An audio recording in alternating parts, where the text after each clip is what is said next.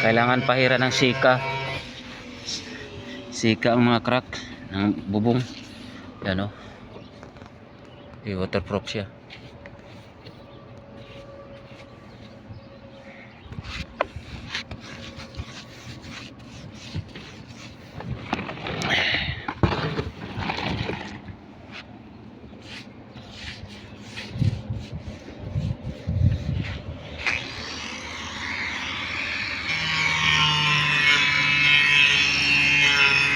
Birihat, birihat.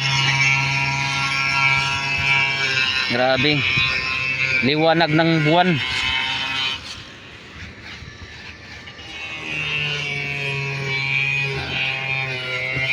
Ganyan lang. Ganyan lang pag-repair ng mga cracks sa bubong.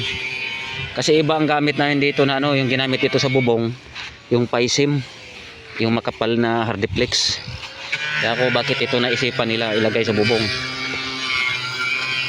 Ito na yung naging resulta. Nagbibiakan. Nung umabot siya ng 6 years. Yan ang naging resulta oh. Bibiakan siya. Malawak niya no. Yan.